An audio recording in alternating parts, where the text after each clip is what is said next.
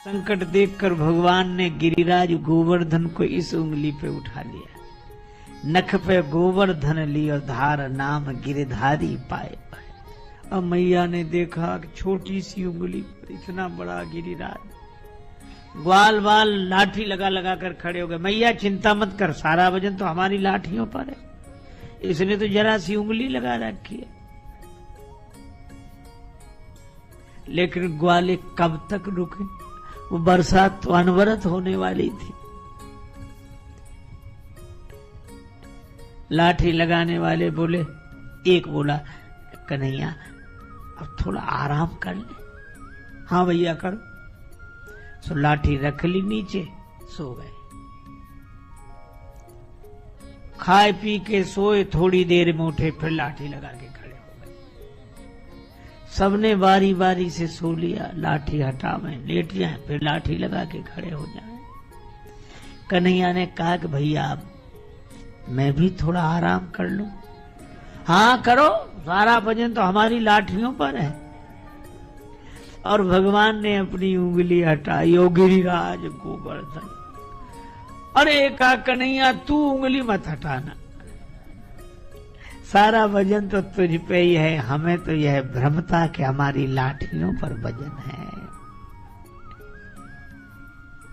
अब मैया ने भी देख लिया कि कन्हैया की उंगली का कमाल है, ये इतना बड़ा पर्वत हाथ पर लिए हुए है, सबको कठिनाई है। श्री राधिका जी के बस में भगवान, इसीलिए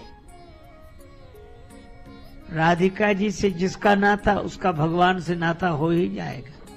हमारे ब्रज में लोग कहते हैं राधे राधे श्याम मिला दे। एक ने कहा राधे राधे राधे श्याम, राधे श्याम। दूसरे का राधे काहे कह दो, श्याम श्याम कहो। वो बोला जाने दो, राधे ना होती तो आधे श्याम रह जाते, राधे से ही श्याम की पूर्णता है। तो श्री राधिका जी के कारण भगवान श्री कृष्ण के चरणों में प्रेम। अच्छा, श्री राधिका जी से कोई भी नाता जोड़। बरसाने में एक सज्जन रहते थे, उनके पास सब कुछ था। 3 बेटे, बेटों का विवाह हो गया, 3 बहुएं, आलीशान मकान, बाजार में भव्य दुकान।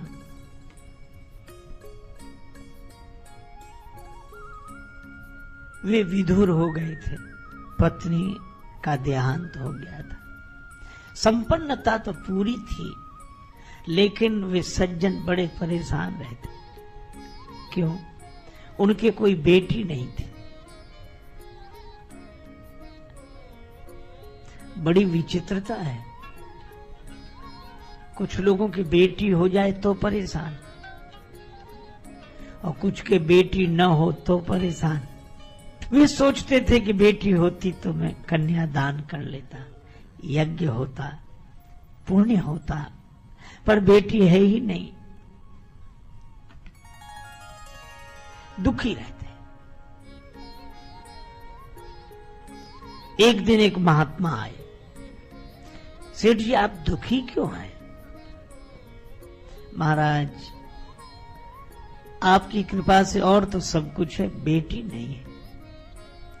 महात्मा बोले सुनो, जिस चीज का अभाव हो उसकी जगह भगवान को बिठा लिया करो। बल न हो तो गाओ सुनेरी मैंने निर्बल के बल राम। भगवान निर्बल के बल है। धन न हो तो भगवान को बिठाओ, और ये गाओ पायो जी मैंने राम रतन धन पायो। जिस चीज का अभाव हो उसकी जगह भगवान को बिठा लो।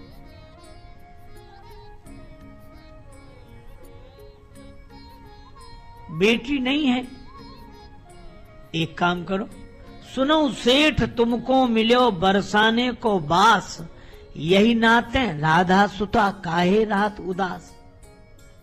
आप तो बरसाने के हो, श्री राधिका जी को अपनी बेटी मान लो। श्री किशोरी जी, राधिका जी आपकी बेटी। संत का आशीर्वाद, राधिका जी का अनुग्रह, भक्त की भावना, उनको ऐसा दृढ़ निश्चय हो गया कि राधिका जी मेरी बेटी हैं। संत ने एक चित्रपट मंगवाया, उनके यहाँ विराजमान कराया, पूजा हुई, आरती हुई, भोग लगा, प्रसाद पाया, राधिका जी बेटी हो गई। अब तो वे सज्जन इतने प्रसन्न रहते, इतने प्रसन्न रहते, कोई पूछता तो कहते 3 बहू बेटे हैं घर में, सुख सुविधा है पूरी, संपत्ति भरी भवन में रहती, नहीं कोई मजबूरी, कृष्ण कृपा से जीवन पथ में आती कोई न बाधा, मैं बड़भागी पिता हूँ मेरी बेटी है श्री राधा। इसी भाव में रहते दिन बीतने लगे, बड़ा सुंदर समय बीत रहा था। एक दिन उन सज्जन के घर चूड़ी पहनाने वाली आई। घर में हमेशा आती थी, आज भी आई। तीनों बहुओं ने बारी बारी से चूड़ी पहनी। अब ब्रज की परंपरा, घूंघट डालकर एक बहू आकर बैठ गई, हाथ फैला दिए, मनिहारी ने चूड़ी पहना दी। एक गई तो दूसरी आई घूंघट डालकर, उसको भी चूड़ी पहना दी। तीसरी आई तो उसको भी चूड़ी पहना दी। तीनों ने चूड़ी पहन ली। श्री राधिका जी ने सोचा आज मेरे पिता के घर चूड़ी पहनाने वाली आई है, मैं भी चूड़ी पहन लूं। उन तीनों ने जैसे ही चूड़ी पहनकर विदा ली तो श्री राधिका जी प्रकट हो गई और अपना हाथ फैला दिया। मनिहारिन ने जो देखा, ऐसा सुंदर रूप, ऐसी दिव्यता उसने आज तक नहीं देखी थी। सोचने लगी इनके घर कोई मेहमान आया होगा। उसने राधिका जी को भी चूड़ी पहना दी। राधिका जी चूड़ी पहनकर एक ओट में जाकर अंतर्धान हो गई। मनिहारिन दुकान पर गई। उन्होंने कहा कि आज घर गई थी? हाँ, चूड़ी पहनाई मैं। अच्छा अच्छा, तो दुकान पर जिस तरह का मूल्य मिलता था वही मिला? मनिहारिन ने कहा कि आज मैं ज्यादा लूंगी। क्यों? मैंने चूड़ी 3 को नहीं 4 को पहनाई। वो सज्जन कहने लगे हमारे यहाँ चौथा कोई है ही नहीं चूड़ी पहनने वाला, 3 तो बहुएं ही हैं, आप पता कर लेना, मैंने तो 4 को पहनाई। तो मैं भाई चौथे की मजदूरी तो मैं कल दूंगा, पहले पता करूंगा। मनिहारी ने कहा ठीक है। मनिहारी ने अपने घर चली गई। वे लौट कर आए, घर पहुंचे। श्री राधिका जी को प्रणाम किया, जय श्री राधे राधे राधे। फिर परिवार वालों के साथ बैठे। चूड़ी पहनाने वाली आई थी? हाँ। तो 3 बहुओं ने ही तो चूड़ी पहनी। हाँ 3 नहीं पहनी, तो चौथा तो कोई है नहीं? नहीं है। वही हम कहें, वो कह रही थी हमने 4 को चूड़ी पहनाई। भोजन बना, श्री राधिका जी को भोग लगा, राधिका जी का प्रसाद पाया, राधे राधे राधे करते हुए विश्राम किया।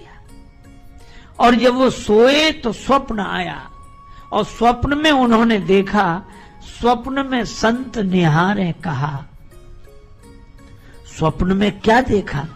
सपने में प्रकट हो ये बोली वृषभानु लली, सपने में प्रकट हो ये वृषभानु की दुलारी बोली, तनया बनाए तात नात ना निभाए। श्री राधिका जी बहुत उदास। कहा बेटी उदास कैसी हो? श्री राधिका जी ने कहा मुझे बेटी मत कहो, बेटी तो बनाई पर नाता तो नहीं निभा सके। सपने में प्रकट होए वृषभानु की दुलारी बोली, तनया बनाए तात नात ना निभायो है। हुआ क्या? श्री राधिका जी ने भरे हुए कंठ से कहा, चूड़ी पहर लीनी में जान पितु गेह काल है, आप मनिहारिन को मोल ना चुकायो है।